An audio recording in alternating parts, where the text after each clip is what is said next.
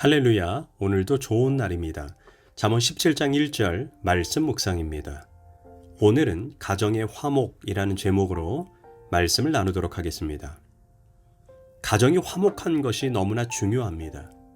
아무리 돈을 많이 벌고 높은 지위를 차지하고 사회적으로 인정을 받아도 남편과 아내가 화목하지 못하고 부모와 자녀가 화목하지 못하면 그곳이 생지옥이 되는 것입니다.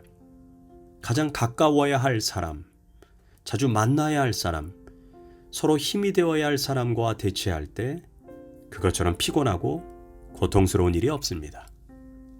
아직도 인생의 행복이 돈이나 명예, 권력, 인기에 있다고 생각하십니까? 그럼 아직 철없는 사람입니다. 행복은 화목에 있습니다. 이것을 아는 사람이 지혜로운 사람입니다. 잠언 17장 1절은 말합니다.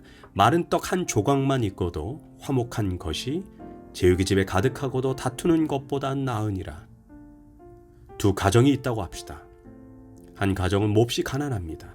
어느 정도로 가난하냐면 마른 떡 한 조각밖에 없습니다.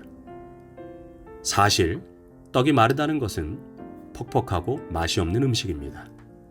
그런데 그 떡도 서로 먹으라고 권합니다. 당신이 나가서 일해야 하니 당신이 드세요. 아니야, 살림하고 애들 키우느라 고생하는 당신이 먹어야지. 한참 자란 우리 큰아들 줍시다. 아니에요, 어린 동생에게 주세요. 이렇게 해서 화목한 가정은 마른 떡 한 조각이 남는 것입니다. 가진 것이 없지만 서로를 위하는 화목한 가정입니다. 또 다른 가정이 있습니다. 제육이 가득합니다. 여기에서 제육이란 제사를 드린 고기를 말하는 것입니다. 이스라엘 사람들에게 고기는 일상적으로 먹는 음식이 아니라 제사 때나 먹는 귀한 음식입니다. 냉장고가 없었기 때문에 보관할 방법이 없으니 고기가 가득하다는 것은 화목 제사를 드리고 난 후의 상황을 의미합니다. 그런데 이 가정은 화목제를 드리고 난 후 고기를 나눠 먹으면서도 화목하지 않습니다. 참으로 불행한 가정입니다. 오늘날로 이해하자면 교회도 다니고 예수를 잘 믿으려고 애쓰며 물질도 넉넉한 가정인데 화목이 없는 것입니다. 신앙은 좋은데 화목하지 않은 가정이 많습니다. 어떻게 해야 화목할 수 있을까요? 로마서 5장 10절은 말합니다. 곧 우리가 원수 되었을 때 그의 아들의 죽으심으로 말미암아 하나님과 화목하게 되었은즉 화목하게 된 자로는 더욱 그의 살아나심으로 말미암아 구원을 받은 것이니라. 자격 없는 자를 위해 예수님이 화목 제물로 죽으셨기 때문에 화목이 이루어졌습니다. 그래서 그리스도인들의 별명이 무엇인지 아십니까? 화목하게 된 자입니다.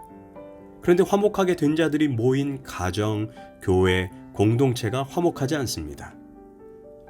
왜 그럴까요? 포기가 없기 때문입니다. 대접받고자 하는 마음밖에 없기 때문입니다. 상대방을 이기려는 마음입니다. 자기 자존심을 버리지 못하는 것입니다. 나는 너를 위해 이렇게 희생하고 섬겼는데 너는 나를 위해 무엇을 했어? 이 마음 때문에 화목하지 못한 것입니다. 사실 모든 갈등은 사소한 것에서 시작됩니다.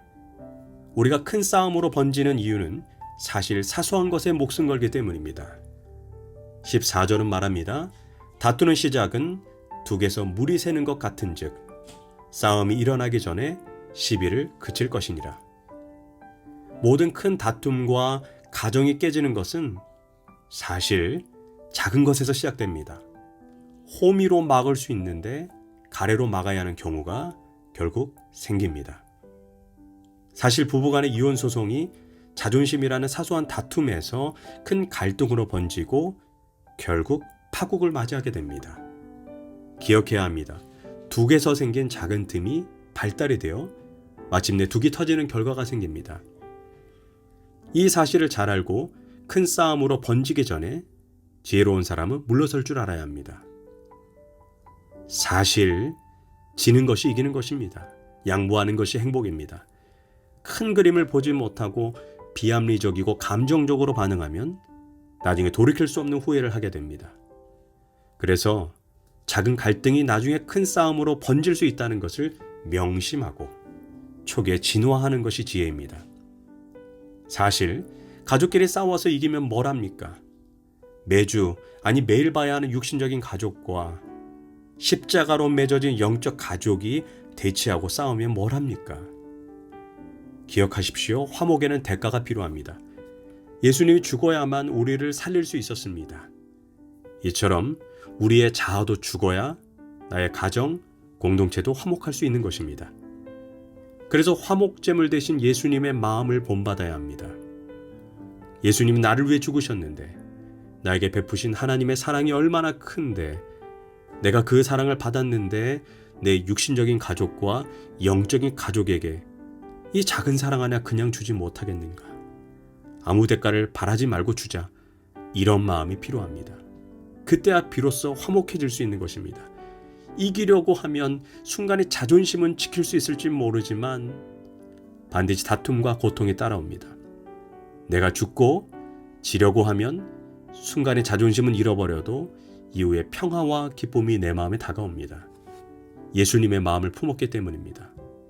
우리는 어리석게도 내 인생에 마른 떡 하나만 있는 상황이 문제라고 생각합니다. 그래서 하나님 더 많은 떡을 주세요. 그래야 문제가 해결됩니다. 라고 기도합니다.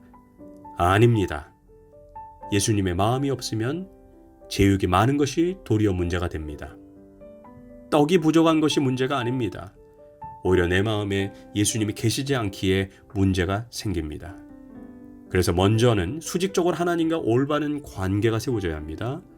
하나님과 올바른 관계가 세워졌다면 분명 예수님의 마음을 품을 수 있습니다. 그런 후에 수평적으로 가족과 내 주변의 사람들과 화목하기 위해 힘쓰고 애써야 합니다. 화목은 저절로 이루어지는 것이 아닙니다. 힘쓰고 애쓰고 노력해야 합니다. 그러나 그 결과는 상당히 큰 축복이 기다립니다. 마태복음 5장 9절에서 화평케 하는 자는 복이 있나니 저희가 하나님의 아들이라 일컬음을 받을 것이며 우리는 하나님과 화목한 것으로 끝나는 것이 아닌 화목케 하는 직분을 우리가 받았음을 잊지 말아야 합니다. 내가 가는 곳에 주님의 평강, 주님의 사랑, 주님의 화목을 전하는 사람이 되어야 합니다. 기도하겠습니다. 주님, 가정을 지켜주소서. 영적인 가족도 지켜주소서.